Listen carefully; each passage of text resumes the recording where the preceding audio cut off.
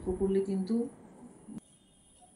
Students তোমরা যারা semester 3তে পড়ছো এবং তোমাদের মাইনর সাবজেক্ট হিসেবে যাদের সোশিওলজি রয়েছে, অনার্স ক্যান্ডিডেট এবং যারা জেনারেল ক্যান্ডিডেট উভয়ের ক্ষেত্রেই বলছি, তো তোমাদের তো সামনেই পরীক্ষা, তো আমি একটা সাজেশন করেছি তোমাদের জন্য, যেখানে কোশ্চেনগুলো যেগুলো তোমরা দেখলে পরে অনেকটাই উপকৃত হবে।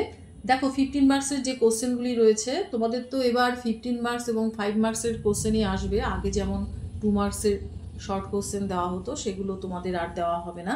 কাজেই তোমরা খুব ভালো করে পড়বে যাতে 15 আর 5 এই দুটো নাম্বারের ক্ষেত্রে তোমাদের যাতে নাম্বারটা ভালোভাবে ওঠে সেটার তোমরা চেষ্টা করবে। কাজেই ফাঁকি দিয়ে পড়ো না, তাহলে রেজাল্ট খারাপ হয়ে যাবে, ঠিক আছে? দেখো 15 মার্কসের কোশ্চেনগুলির মধ্যে নাম্বার 1 সমাজতত্ত্বের প্রকৃতি ও পরিধি পর্যালোচনা করো।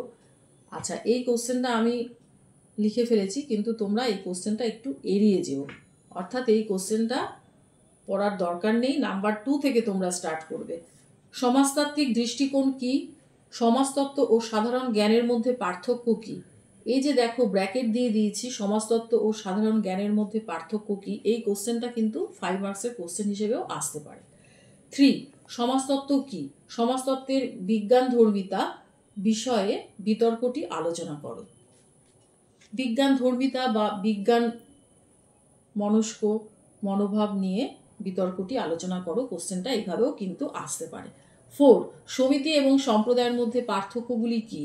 এটাও কিন্তু 5 মার্কস হিসেবে আসতে পারে। তোমাদের বড় কোশ্চেন পড়া হয়ে গেলে 5 মার্কস আলাদা করে আর পড়তে হবে না। নাম্বার 5 সামাজিক গোষ্ঠীর সংজ্ঞা দাও। সামাজিক গোষ্ঠীর বিভিন্ন রূপ উদাহরণ সহ আলোচনা করো। এটা খুবই ভালো কোশ্চেন, খুবই ইজি কোশ্চেন। নাম্বার 6 সামাজিকীকরণ কাকে বলে, এর প্রধান মাধ্যমগুলি সম্পর্কে আলোচনা করো। নাম্বার 7 সামাজিক নিয়ন্ত্রণ কি?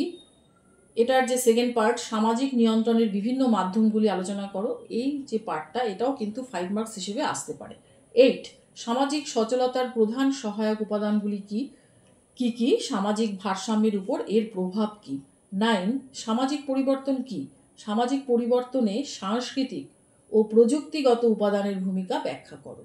এই যে লাস্ট যে দুটি যে উপাদান দেওয়া হয়েছে, যেটা হলো প্রযুক্তিগত উপাদান শেষেরটা, সেটা কিন্তু 5 মার্কস হিসেবেও আসতে পারে। নাম্বার 10 সামাজিক প্রক্রিয়া কাকে বলে? দ্বন্দ্ব ও প্রতিযোগিতার মধ্যে পার্থক্য কি? 11 সংস্কৃতির সংজ্ঞা দাও। লোক সংস্কৃতি ও জনপ্রিয় সংস্কৃতির মধ্যে পার্থক্য কি? আধুনিক সমাজে ভোগ সংস্কৃতির গুরুত্ব উল্লেখ করো। 12 অনুক্রমণ ও বিচ্যুতির মধ্যে পার্থক্য দেখাও।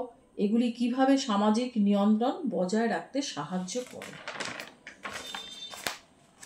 13 সমাজতত্ত্বের সংস্কৃতি বলতে কি বোঝায়? এর সর্বজনীন বৈশিষ্ট্যগুলি কি কি? সংস্কৃতির বিশিষ্টতা বলতে কি বোঝায়?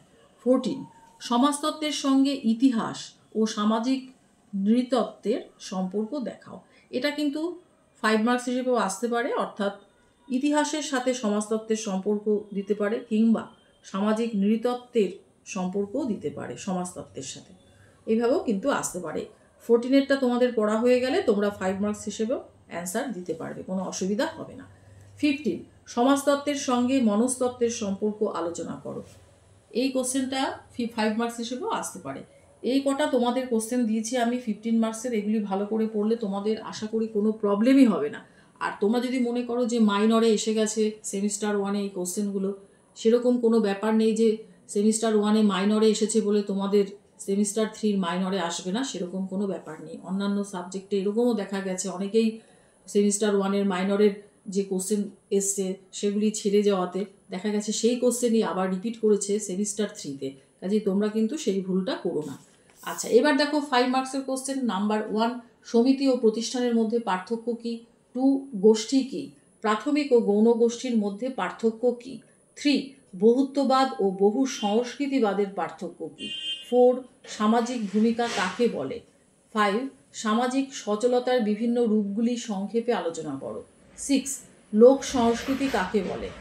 7 বর্তমান সমাজে বহু সংস্কৃতির তাৎপর্য কি? 8 সামাজিকীকরণের মাধ্যম হিসেবে পরিবারের ভূমিকা আলোচনা করো। 9 সামাজিক নিয়ন্ত্রণের মাধ্যম হিসেবে ধর্মের ভূমিকা আলোচনা করো। নাম্বার 10 সাংস্কৃতিক বিলম্বন কাকে বলে? 11 আরোপিত ও অর্জিত মর্যাদার মধ্যে উদাহরণসহ পার্থক্য করো। 12 উপযোজন ও আত্মীকরণের মধ্যে পার্থক্য কী? 13 সামঞ্জস্য কী, কেন এটি গুরুত্বপূর্ণ? 14 সম্প্রদায় কাকে বলে, এর যে কোনো 3টি বৈশিষ্ট্য লেখো। 15 সংস্কৃতি ও ব্যক্তিত্বের মধ্যে একটি সংযোগ স্থাপন করো। মোটামুটি তোমাদের 5 মার্কসেরও যে কোশ্চেনগুলি দিয়েছি খুব ভালোভাবে পড়ো। যে কটা কোশ্চেন তোমাদের দিয়েছি সেগুলি যদি তোমরা পড়তে পারো তোমাদের আশা করি কোনো প্রবলেম হবে না।